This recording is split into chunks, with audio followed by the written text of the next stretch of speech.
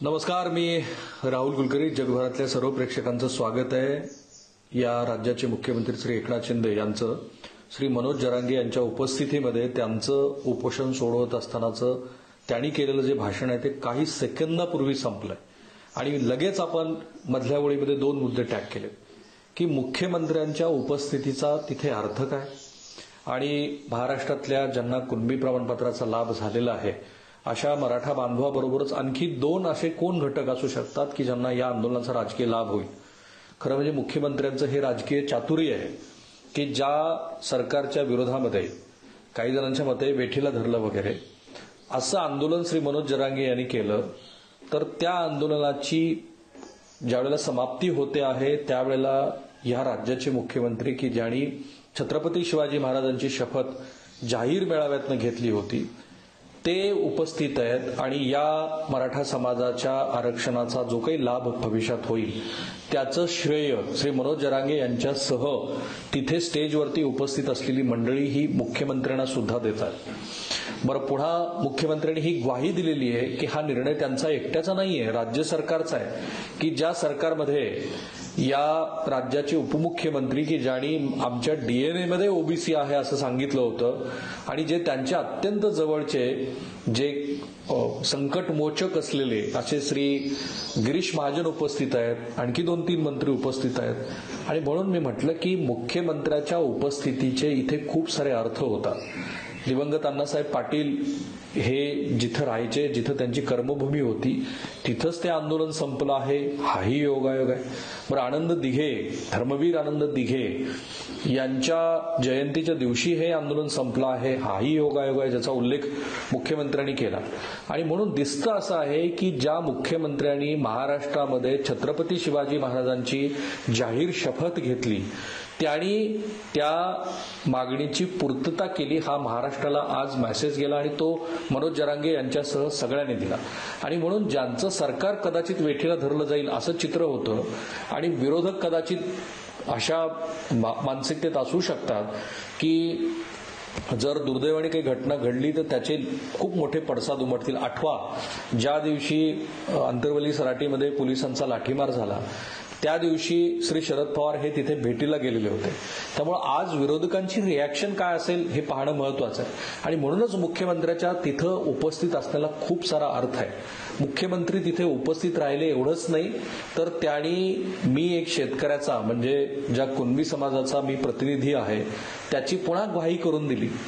2च दिवसापूर्वी ज्या वेळेला हे आंदोलन इतक्या टिपेला पोहोचतं आहे असं दिसत होतं त्यावेळेला मुख्यमंत्री शेतात राबतायत असं चित्र होतं.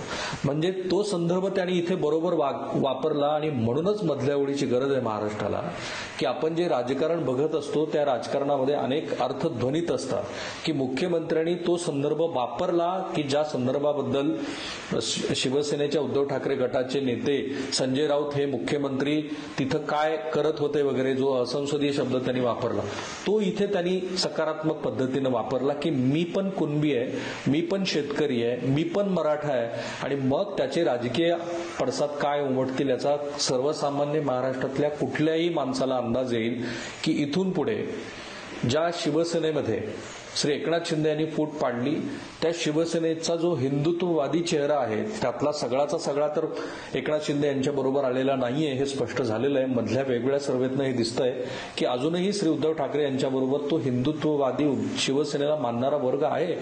तर आता एक नवा मराठा समाजाचा नेता की ज्यांनी फक्त छत्रपती शिवाजी महाराजांची शपथच नाही घेतली तर ती शपथ पूर्णत्वास आणली आणि म्हणून मुख्यमंत्र्यांचं तिथं उपस्थित असणं हे राजकीय दृष्ट्या फार महत्वाचं आहे. मुख्यमंत्र्यांनी त्याची वारंवार ग्वाही दिली. बरं, त्यांनी हाही प्रश्न विचारला की मराठा समाजानं आजपर्यंत अनेक जणांना मोठं केलेलं आहे. तुम्हाला अंदाज आलाच असेल की या देशामध्ये मराठा स्ट्रॉंगमॅन म्हणून कोणाची प्रतिमा आहे तर ऑब्व्हियसली श्री शरद पवार यांची आहे आणि त्यानंतर मग मराठा समाजाच्या 19 पैकी जेवढे म्हणून बहुसंख्याने ते मराठा समाजाचे मुख्यमंत्री आहेत. त्यापैकी कोणीही ज्यावेळेला मराठा समाजाला काही देण्याची वेळ आली त्यावेळेला ते दिलं नाही आणि हे खरंच आहे.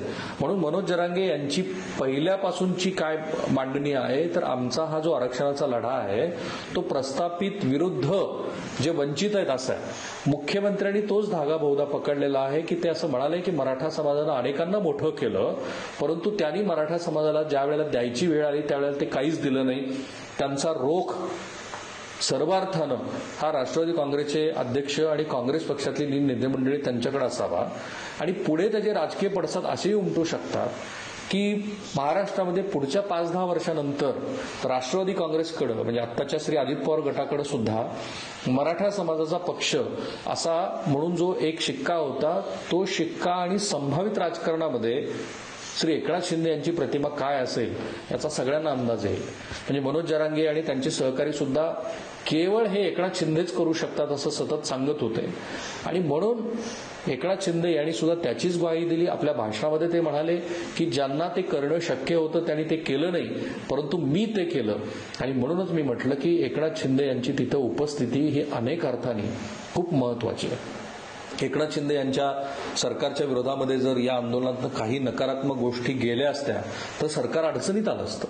अगदी दिवाळीच्या तोंडावरती ज्यावेळेला मनोज जरांगे यांनी ते उपोषण मागं घेतलं त्याही वेळेला अशीच परिस्थिती निर्माण झाली होती की लोक दिवाळी तरी साजरी करतील की नाही. आणि तेव्हा पंतप्रधान नरेंद्र मोदी हे मुंबईच्या भेटीवरती येणार होते, परंतु त्यावेळेला मनोज जरांगे यांनी समजूतदारपणा दाखवून ते आंदोलन मागं घेतलं. तशी परिस्थिती आता पुन्हा निर्माण होते की काय असं वाटत असताना हे आंदोलन आझाद मैदानावरती मनोज जरांगे हे न जाताच संपलेलं आहे आणि मनोज जरांगे आता हे आंतरवली सराटीच्या दिशेने निघाले. तर या सगळ्या प्रक्रियेमध्ये संपूर्ण श्रेय हे जसं मनोज जरांगे यांच्या चिकाटीला, चिवटपणाला, शारीरिक कष्ट सहन करण्याला आहे, तसंच मुख्यमंत्री यांनी सुद्धा वेळोवेळी ज्या पद्धतीनं हे आंदोलन पुढे जात आहे त्या प्रत्येक प्रसंगामध्ये आपली उपस्थिती दाखवली. आणि जाहीरपणे जेव्हा शपथ घेतली त्यावेळेला ज्यांच्याकडे अनेकांच्या भुवया उंचावल्या असतील त्यांना आता ह्या सगळ्या गोष्टीचे अर्थ लागले असतील की मुख्यमंत्र्यांनी या आपल्या भाषणातनंच हे स्पष्ट करून दाखवलेलं आहे की मराठा समाजाला काहीतरी देण्याच्या दृष्टीनं जो कोणी करणारा नेता असेल तो मी आहे. जे उद्धव ठाकरेंच्या संदर्भामध्ये हा पक्ष हिंदुत्ववादी होता त्यातला जो मोठा वोट शेअर हा एकनाथ शिंदे यांच्या बाजूने आला नाही. भलेही ते हिंदू हृदय सम्राट बाळासाहेब ठाकरे यांच्या नंतरचं सर्वात मोठं नाव ठाणे आणि त्या भागातलं आणि महाराष्ट्रातलं ते म्हणजे आनंद दिघे यांचे वारसदार म्हणून जरी समोर आलेले असले तरी मोठ्या प्रमाणामध्ये शिवसेनेचा शिवसैनिक त्यांच्याबरोबर गेलेला नाही. कदाचित महाराष्ट्रातल्या आगामी राजकारणामध्ये एकनाथ शिंदे यांच्यासाठीचा एक नवा वर्ग जो तरुण मराठा वर्ग आहे तो एकनाथ शिंदे यांच्या बाजूने जाऊ शकतो. त्याची ग्वाही एकनाथ शिंदे यांच्या भाषणातनं येते आहे. म्हणूनच मी म्हटलं की राजकारण हे कधीही सरळ अंगाने जात नाही. ऑब्व्हियसली त्याचं क्रेडिट एकनाथ शिंदे यांना दिलंच पाहिजे. त्यांनी सतत हे आंदोलन हे आपल्याच सरकारच्या विरोधात असून सुद्धा ते कसं नियंत्रणात राहील हे बघितलं. मनोज जरांगे यांनी सुद्धा सांगितलं की ओबीसी बांधवांच्या विरोधामध्ये कुठेही अप्रिय घटना घडल्या नाहीत, अपवाद बीड आणि जालन्यामध्ये झालेल्या दुर्दैवी घटना वगळता. परंतु हे आंदोलन अशा पद्धतीनं संपल्यानंतर तो कायदेशीर तिढा उभाच राहणार आहे. विरोधी पक्ष म्हणताच आहेत की अशा पद्धतीचा जो राजपत्र काढलेलं आहे ते कायद्याच्या चौकटीवरती अजिबात टिकणार नाही, कारण त्यातले जे काही नवीन नियम आहेत त्या नियमामध्ये सुद्धा फारसा मोठा असा बदल केलेला नाही. कारण मुलीकडची जी गोष्ट आहे ती त्या राजपत्रामध्ये नाहीये. सरसगट हा जो मनोज जरांगे यांचा शब्द होता तोही नाहीये. परंतु हे खरं आहे की ज्यांच्या नव्या नोंदी सापडल्यात, बरं राज्य सरकारने हे अद्याप घोषित केलेलं नाहीये की या ज्या काही, कारण जे तायवाडे आहेत त्यांनी तो प्रश्न उपस्थित केला, ओबीसी नेते पण म्हणतायत, काही मंडळी व्यक्त होत आहेत की नेमक्या ह्या 57 लाख नोंदीमधल्या नव्या नोंदी किती आहेत.